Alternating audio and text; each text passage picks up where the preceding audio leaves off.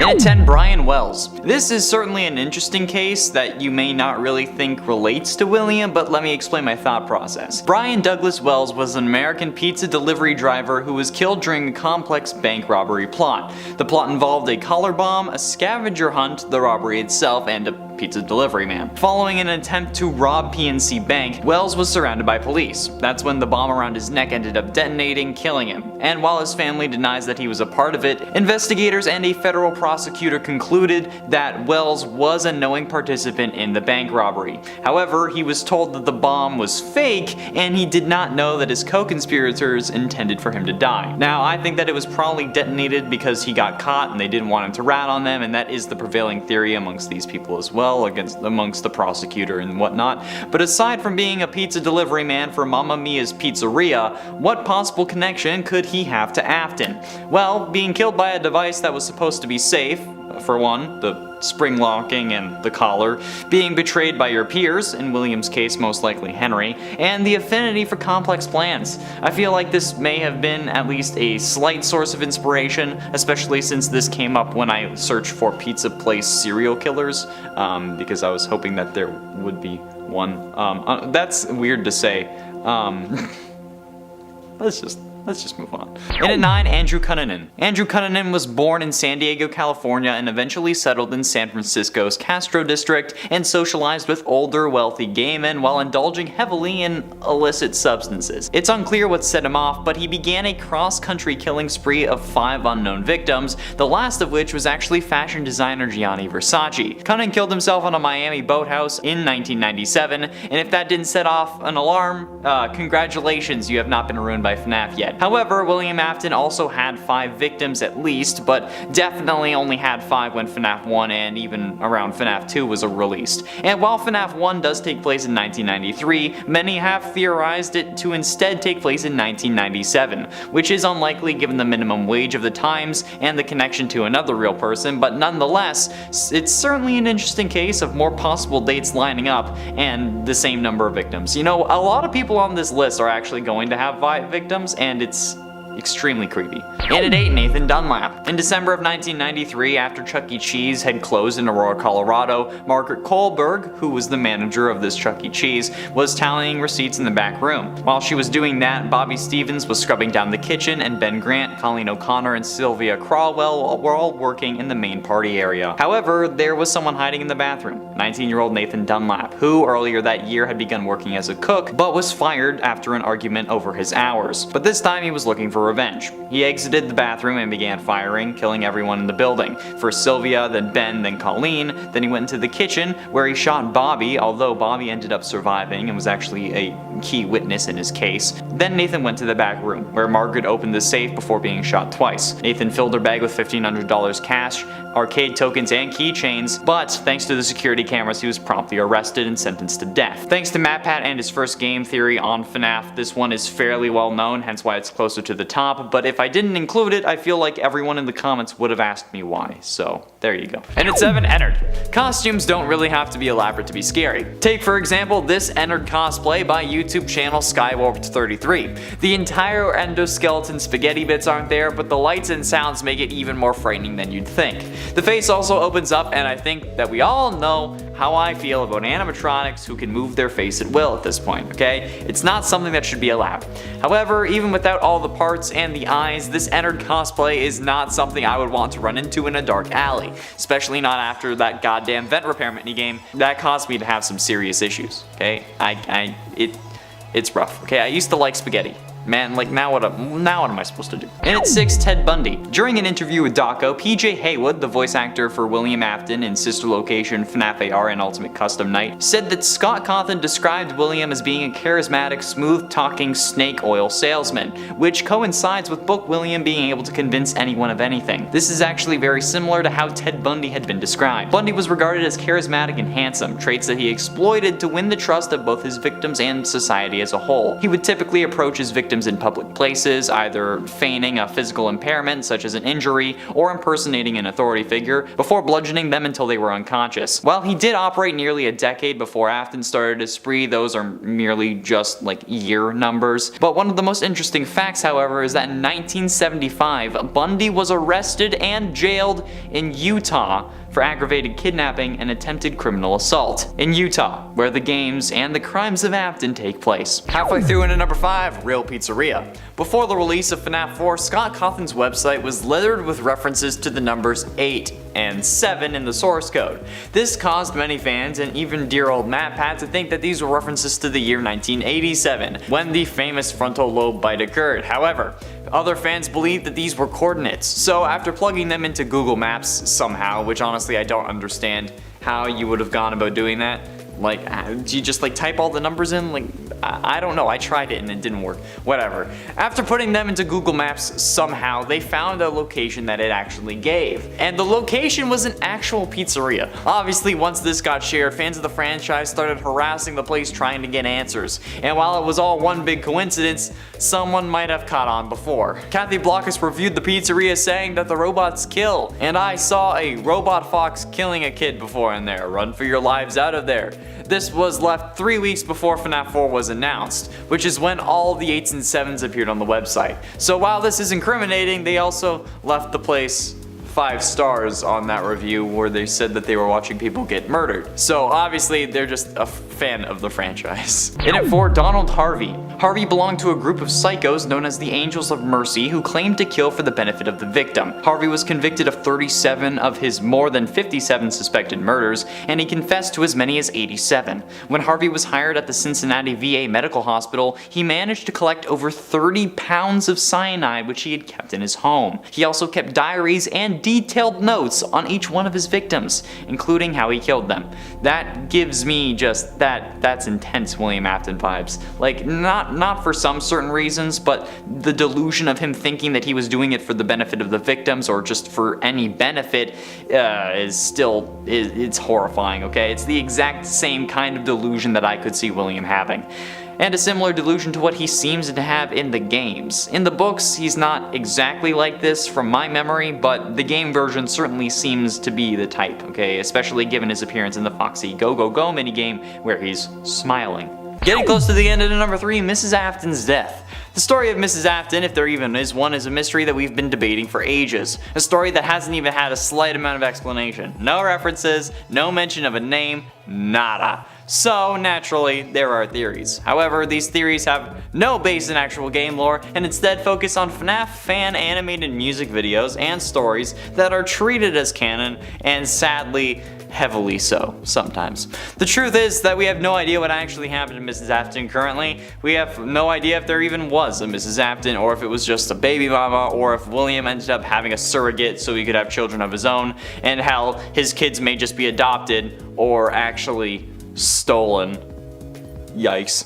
Or maybe he used the ball pit from Into the Pit and went back in time and got kids from like 1920, which is also possible because FNAF made time travel a thing.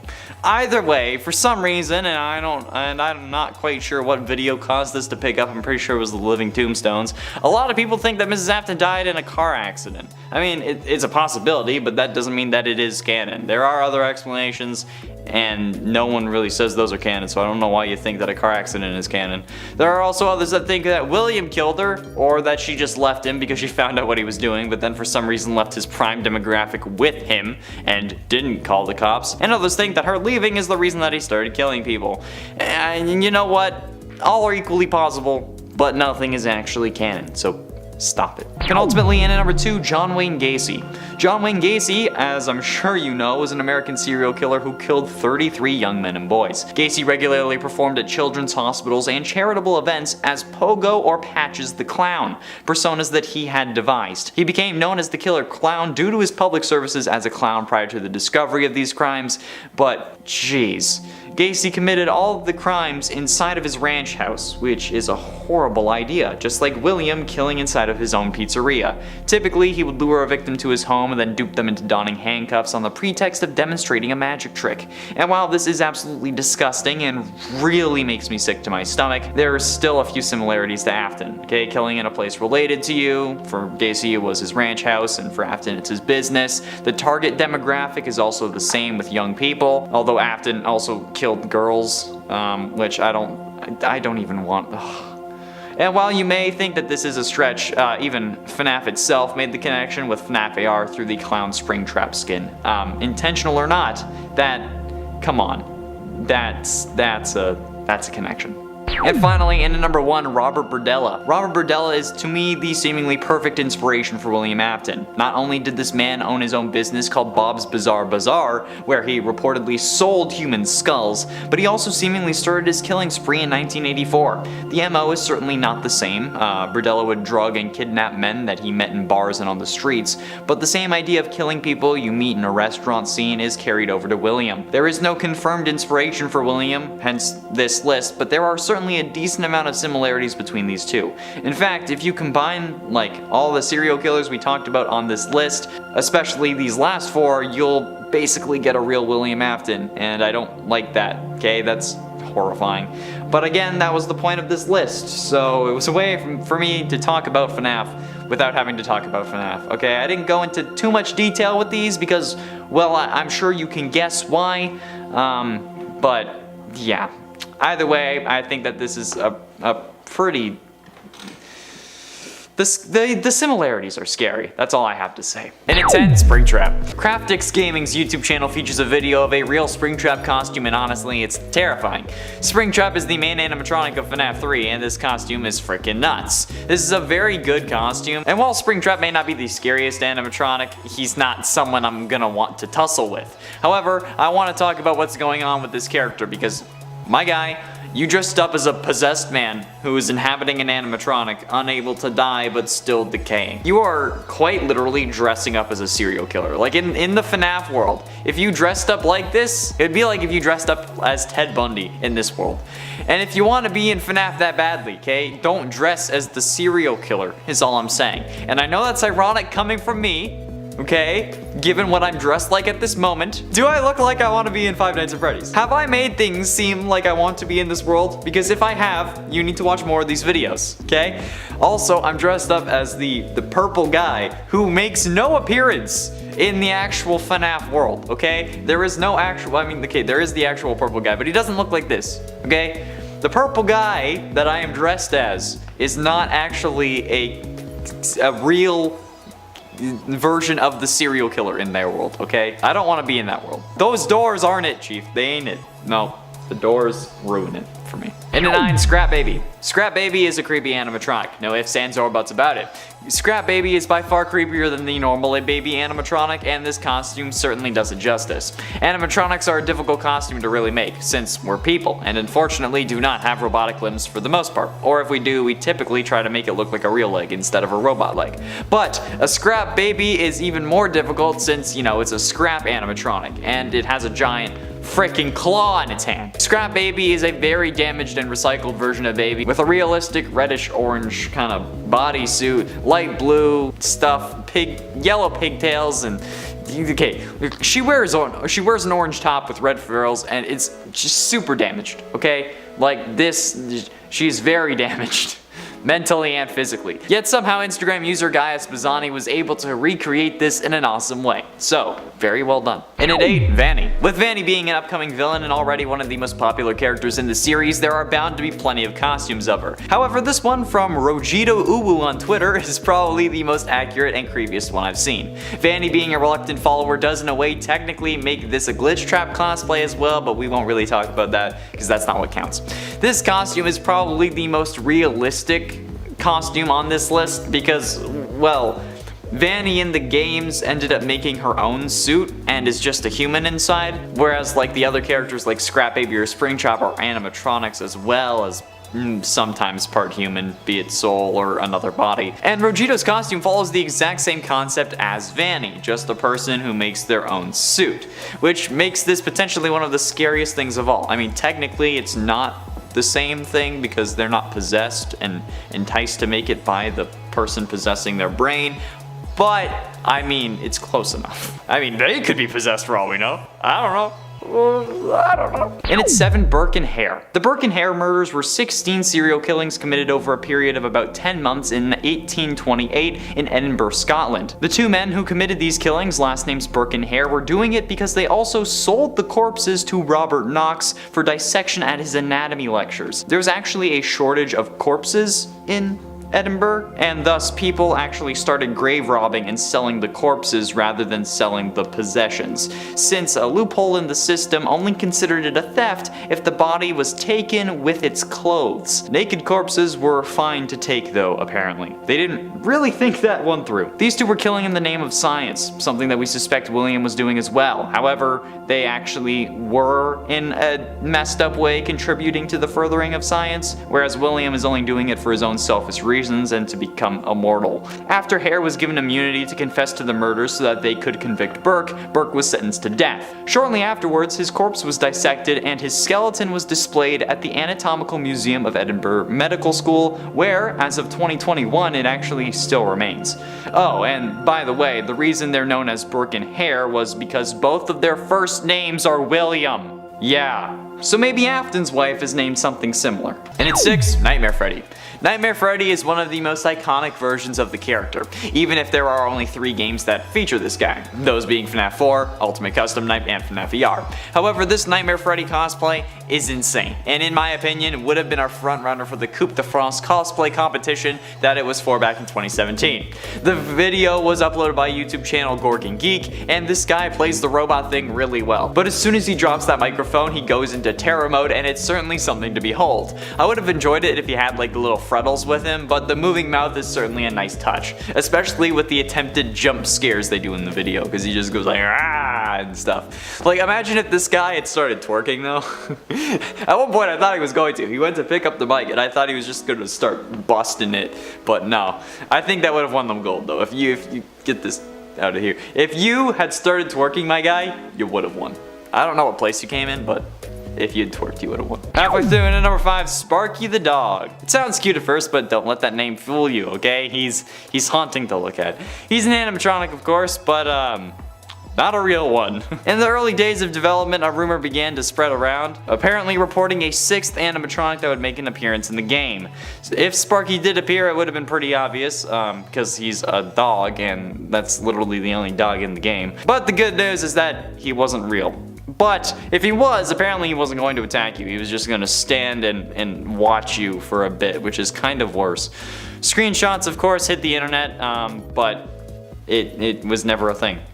I don't know why people think that this is... People still like message me going like, why haven't you made a list about Sparky the dog? Because he's not real. It's not a thing, okay? Like what? And then there was the fake Scott that was saying that Sparky was there the whole time, or like I wouldn't doubt it if Scott added him in a later game and was like, no, Sparky's been a character this whole time, what are you talking about? Because like Scott is the ultimate gaslighter, okay? He's the ultimate gaslighter, but he makes it clear when he is gaslighting you, so at least you don't think that you're actually crazy. It's very clear when he's doing it, but he still loves to do it. And at 4, Nightmare. I've said it before, and I'll say it again. Nightmare is the scariest animatronic from the games, hands down. This guy will get me every time, and it's one of those reasons I just refuse to play FNAF 4. The other is Nightmare Fredbear, but at least I don't have to deal with them in real life, right? They're only a nightmare character created in the mind of a coma patient in a video game, right? Well, guess again. Thanks to Zombunny Creations on Amino Apps, we get both Nightmare and Nightmare Fredbear. Ironically, Nightmare Fredbear is played by their twin sister. And I mean, it's ironic because, well, Elizabeth Afton is sometimes presumed to be Crying Child's twin sister. Anyway, these absolute hulking costumes are going to make me drop a load of my pants. Like, if I saw this in real life, holy crap. Like, imagine actually living in a house that is at least kind of laid out like the one from FNAF 4. And then your kids want to play a prank on you. My grandparents' house is kind of laid out like this. It's not as simple as just 2 halls on either side of the room, but like they have the master bedroom does have 2 doors. So theoretically, that's something that can be reenacted there. I don't want to do that. No. Getting close to the end in number 3, disturbing desires. Okay, so this is something that while not directly translating into like the FNAF world or from FNAF to our world, it's a serious issue that I've seen in the comments, okay?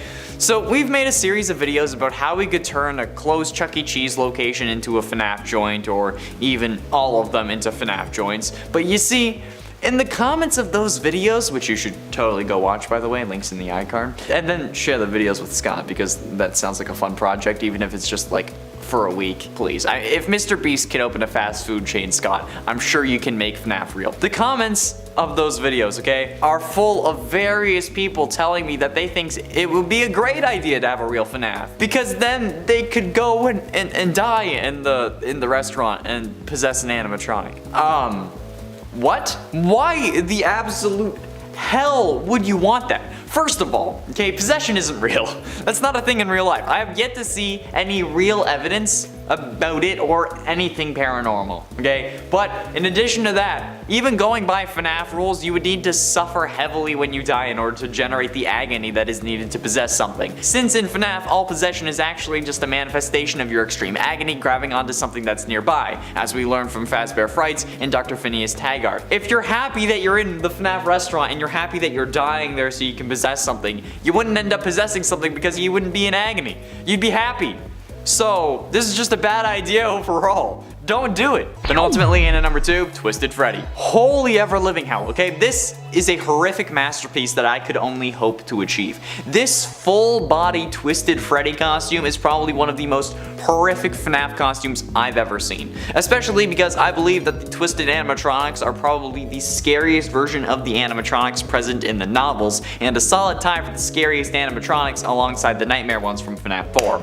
This is some pretty damn expert craftsmanship if you ask me though, okay? This is a full body suit and it blows my freaking mind. Like, look at this. It would weigh a ton and it would definitely need a hander, especially if my clumsy was the one walking around in it, but it straight up looks like if Freddy Krueger were an animatronic. And I mean, I'm not mad about it in the slightest, but like, it's still freaking creepy. So well done, DeRegular Sauce, who is the Twitter user behind this glorious creation. Well done. And finally, in at number 1, Withered Bonnie. This Withered Bonnie cosplay is probably the scariest damn FNAF cosplay I've ever seen. This is incredible and comes from the YouTube user The Nick of Time. At first, I legitimately thought that this was CGI instead of an actual costume, but lo and behold, it was just an insane costume. Glowing eyes and seemingly actually aluminum parts, and a chest that opens up that you can push it out with your other hand, which is honestly actually a decent scare. Frankly, in the video I was kind of taken aback when they did that, so in real life I'm sure that it results in at least a bit of a jump scare, but this kind of thing always impresses the hell out of me, because like the closest I've come to making a full costume was when I helped someone work on one of theirs. But that's the closest I've gotten. Hey, I made like a lightning bolt for the chest, and I helped, I made paper cup, like bracers, that's about it.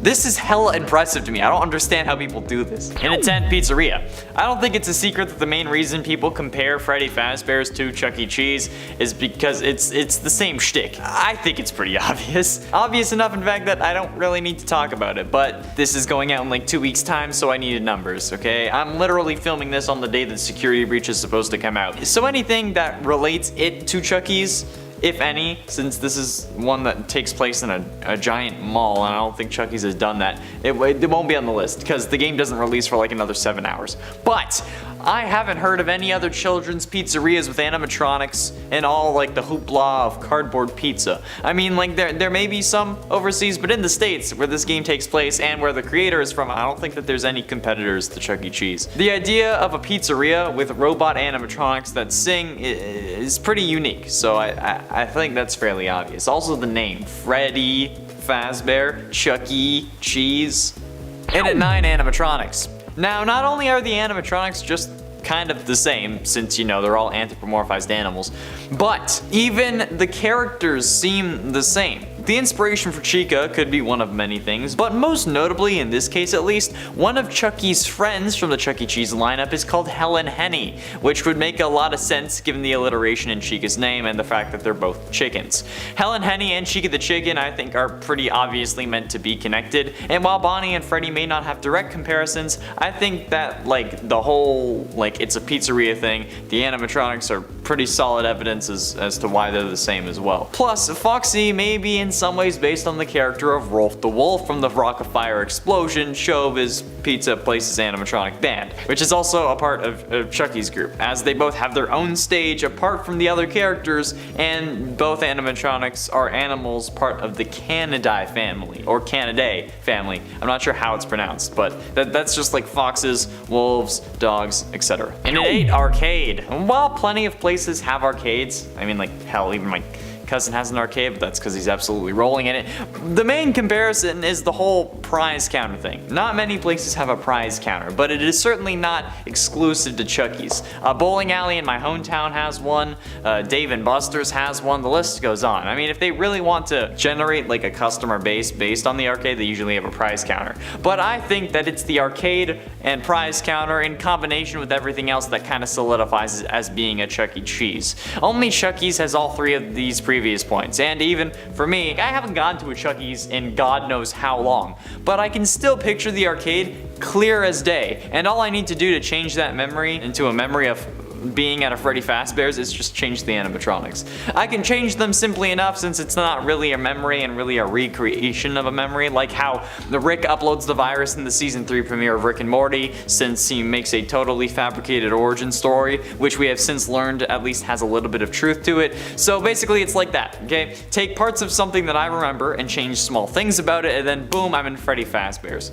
Change Chucky to Freddy, and the guy in the costume dancing with the kids is a Bonnie now, and now he's leading kids to the back room where the other animatronics are.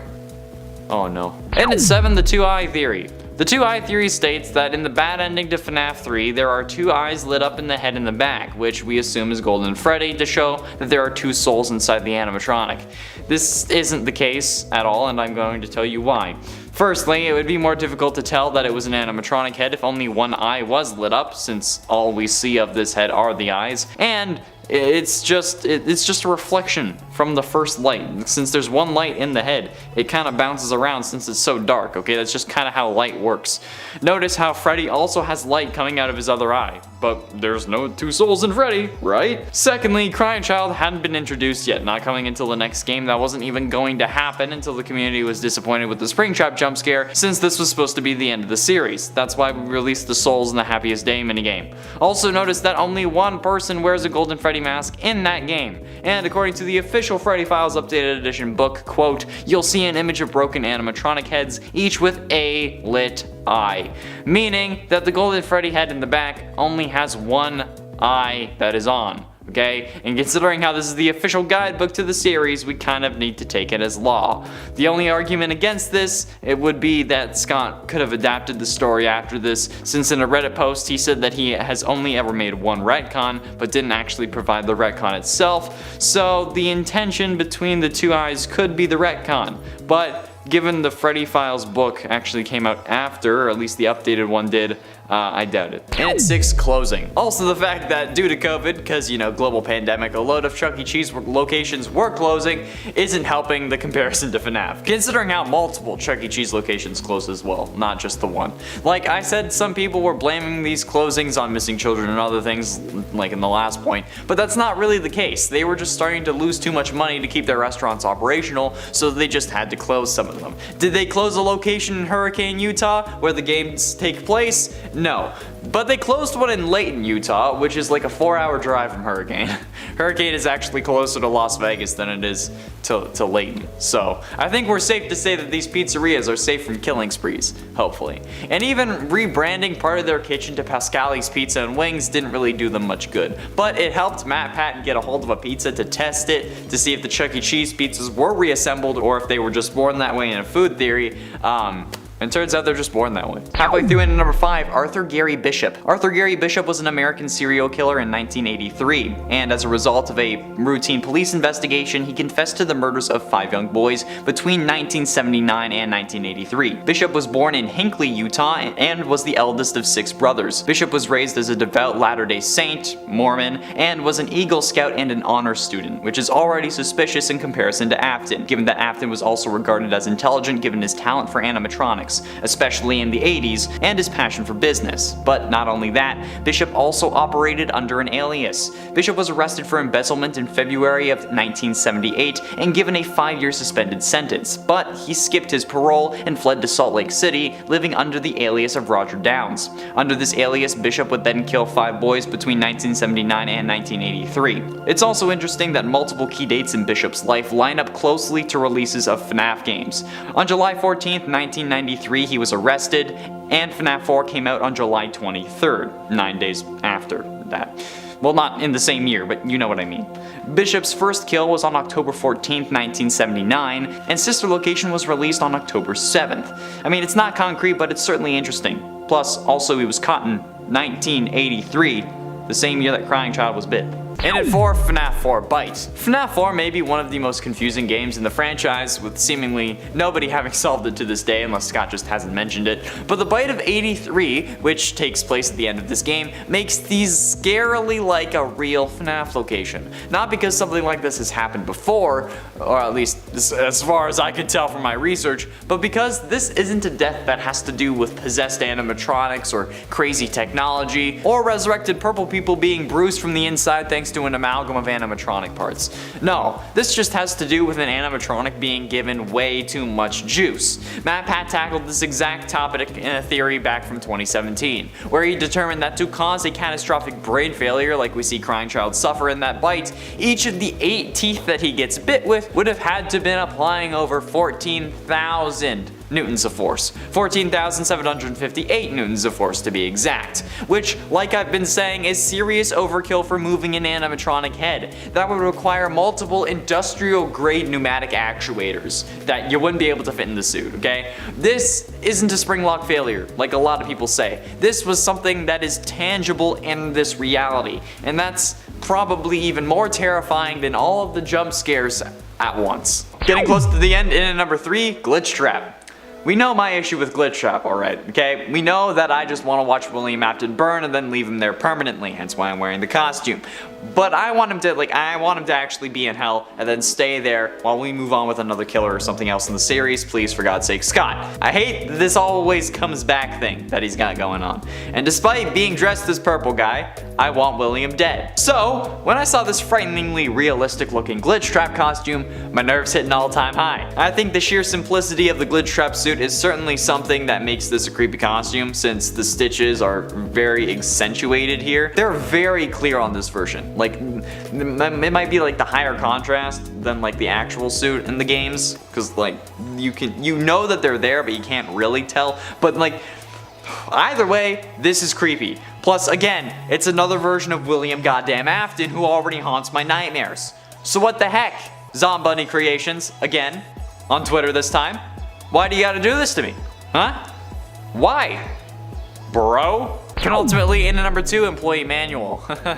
Oh, well, do you think that I'm talking about the FNAF Employee Manual? Absolutely not, I wish it was.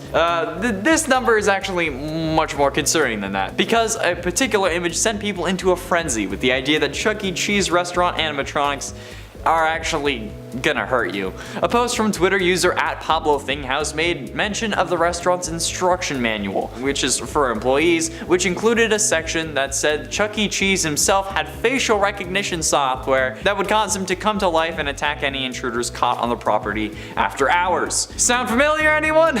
With the actual manual in the now hidden or deleted tweet saying, quote, "It is always important that all Chuck E. Cheese night shift employees must wear a spare Chuck E. Cheese costume head to avoid any animatronic facial recognition, because if they spot any humans in the building post hours, they will automatically detect that person as a criminal trying to tamper with objects on the building, and that won't lead to anything good." And Pablo's reaction was probably realistic here, since they said, quote, "Ik Excuse me? And the fact that this is supposed to be the actual manual makes me sad. However, I looked it up and it's not the case, but this is still kind of freaky. And it 10666 custom night. In the good old days where all we figured was that we were criminals stuck in purgatory, we thought that all the secrets of FNAF could be solved using the game's custom night, where you'd set the animatronics to a specific level and see if you can make it through. However, one such suggestion, the 666 suggestion, was in fact not the case. By setting the latter 3 animatronics to level 6, it was rumored that the kitchen camera would be unlocked and you'd have audio as well as visual this time around.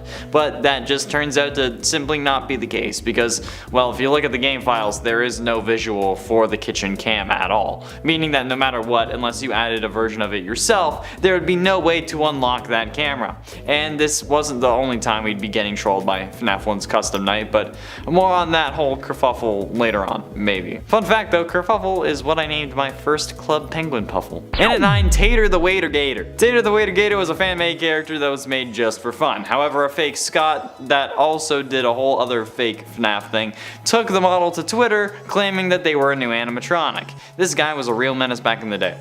And while it was indeed a joke, the appearance of an alligator face in FNAF 3's Happiest Day minigame made people reconsider the canonicity of Tater the Waiter Gator. However, he isn't and was never canon, we think, with the alligator character mask being explained away with Montgomery Gator, who, luckily, is not a waiter. He's a golfer and apparently an assassin. We better get to solve the whole did Monty kill Bonnie thing in like the DLC to security breach, or I'm gonna be mad and destroy my own green room. I mean, maybe I won't because I don't have a green room, but I'll definitely be disappointed with the quality of the FNAF DLC if it's not about solving Bonnie. I mean, like, there's a multiplayer mode mod, so you also might as well add that. Okay, just do it. And a Purple Guy animatronic. The Purple Guy animatronic legend is an urban legend revolving around 2014's Five Nights at Freddy's 2. In early 2015, a YouTube video surfaced that reportedly showed a hidden animatronic reported to be the Purple Guy. You know, the main antagonist of the franchise, William Afton, the man behind the slaughter, mother of dragons, breaker of chains. Well, the appearance of the purple animatronic was preceded by a phone ringing. After the phone rang, the purple animatronic briefly flashed on screen, slumped against the wall in a similar style to Golden Freddy.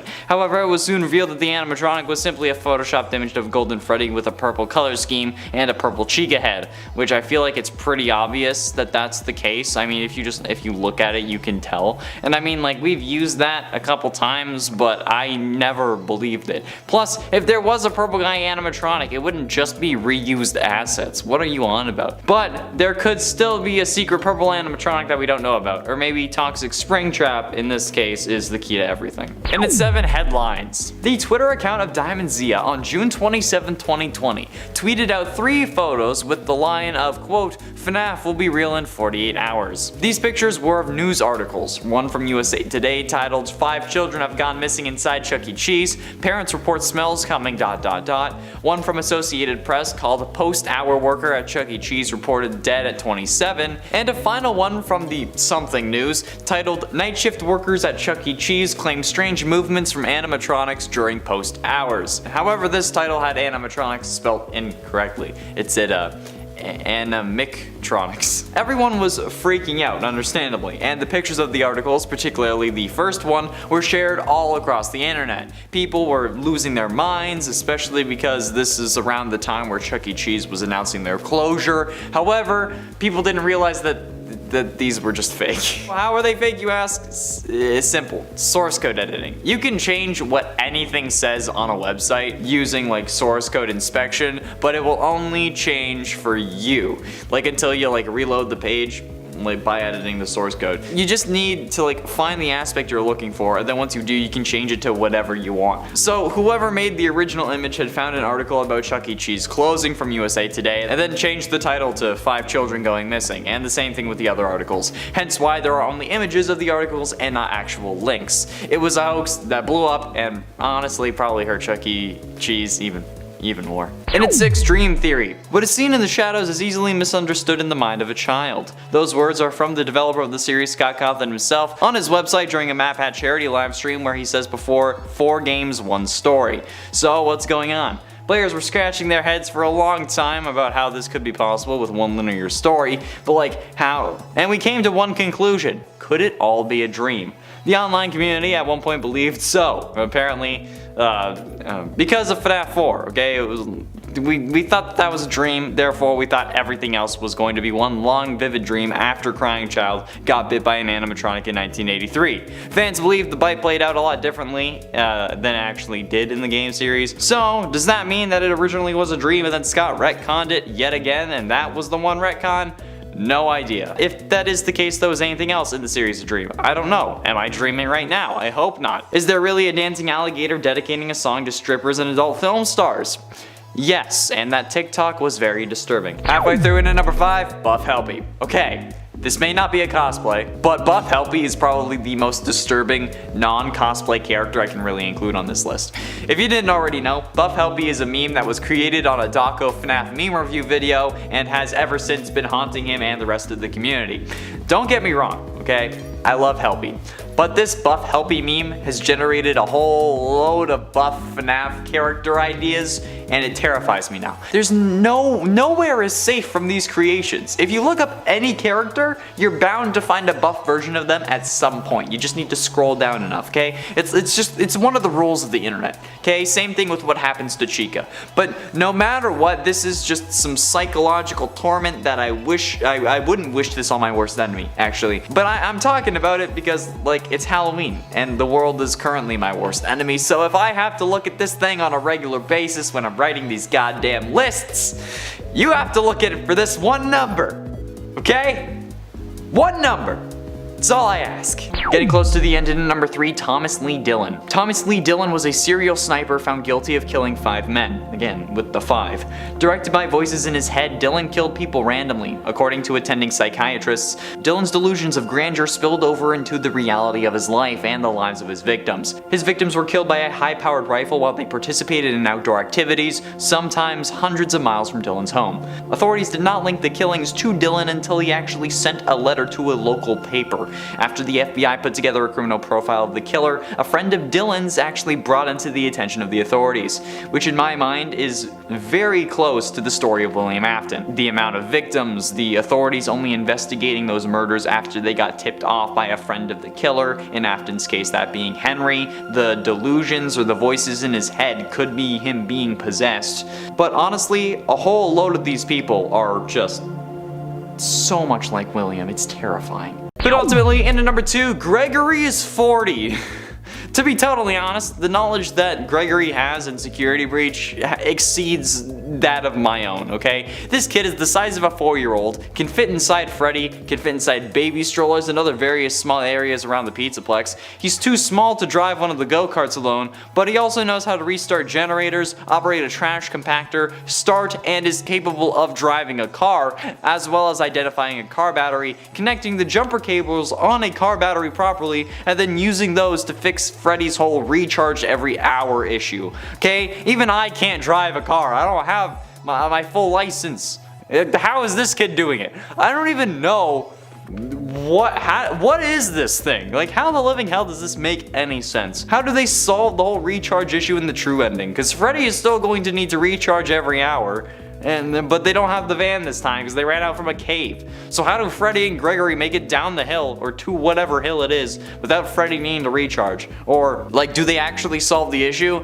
This kid knows more words than I do, but is still somehow the size of a 4-year-old maybe on like the shortest end of the spectrum. Like, no, it makes no sense. And this kid's weird superpower is what makes this game so confusing. It really only makes sense if he was a robot that is supposed to mimic a toddler who's been on for decades and then has been learning the whole time. That's the only thing that makes sense, and that's saying something. And finally, in at number 1, the Arcade Conspiracy. The Arcade Conspiracy gets its name from one of the lore duffel bags we can find around the Pizzaplex, where we learn that something else seems to be going on here. Quote from this Arcade Conspiracy note: Quote, exit interview. They are working together, the arcades. They're hiding something. The glitches. Glitch them all at the same time. Then the princess will recognize me. She's testing me. I am not yet worthy. The others are protecting it. Let me stay. I'm so close. Just one more night, please. I can save the princess. Now it's clear that this seems to be referring to the Princess Quest minigames. However, it doesn't really seem like we have to glitch the Princess Quest games in order to win. We just have to beat them in orders from 1 to 3 and then boom, we save Vanny.